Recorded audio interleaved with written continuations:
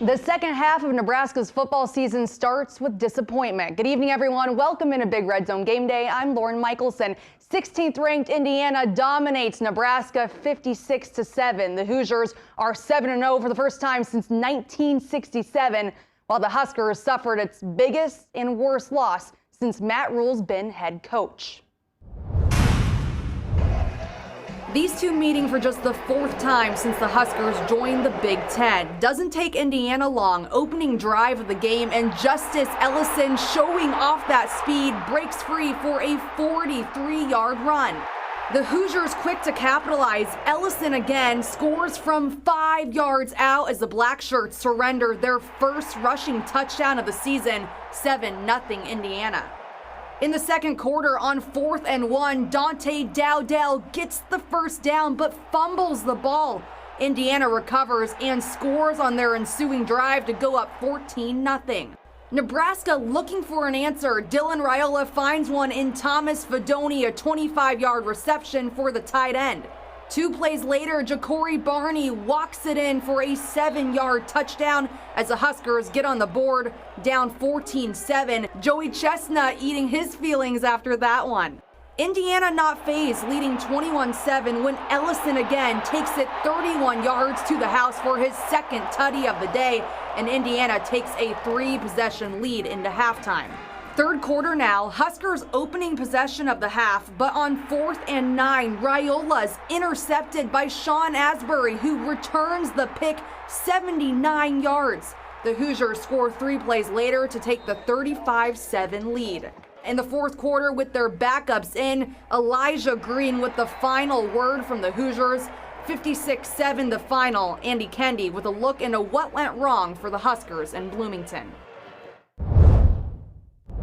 Indiana's native son, the rocker John Mellencamp, in the house, one of the 53,000 at Memorial Stadium, and he left a happy man as things come tumbling down for Nebraska as the Huskers suffered their worst loss under Matt Rhule, 56-7 to upstart Indiana. This happened on my watch, and I'll be honest with you guys, I didn't see this coming. I thought we were going to play great. I just think that I thought they had our number today, and again, that's the part that really infuriates me as the head coach.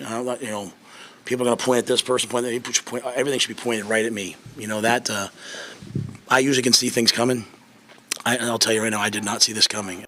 After not giving up a rushing touchdown in their first 6 games, Nebraska gives up 5 to the Hoosiers, including 3 in the first half. It was just we didn't tackle real well. They were finding seams and missing tackles, and even it might seem like a little thing now and then, but all of a sudden you're in instead of being in 2nd and 7, you're in 1st and 10 again. No, I'm not surprised at all. They're a great team. They have great backs who see the hole and they get north to south very good. So, no, I wasn't surprised at all. Dylan Raiola, a tough day. 28 of 44, 234 yards, and 3 costly interceptions. We wanted to move the ball better than that, but it is what it is right now. It stings, but we just got to learn from it and move on.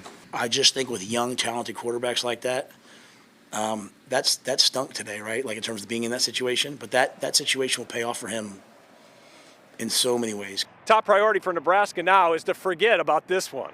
I'm not embarrassed of our players, but I'm embarrassed of the job that I did, to get our team ready. I have to do a better job next week and the weeks after. We lost, right? Whether you lose in overtime or you lose by the score we lost by a day, it's just a loss. It's a bad loss, and again, I apologize for that loss. I apologize that people spent their time and money to come watch that.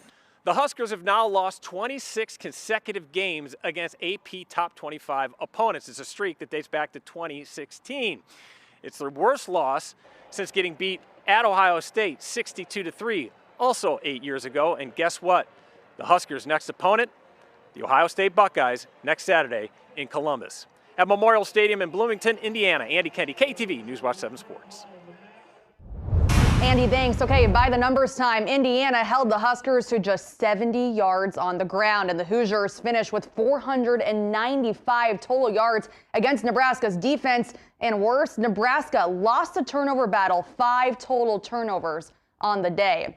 Game breakers time, trying to look at the positives in this one. Tight end Thomas Fidone had a career day with 6 catches for 91 yards. Huskers had 5 passing plays of 15-plus yards today. He caught 3 of them.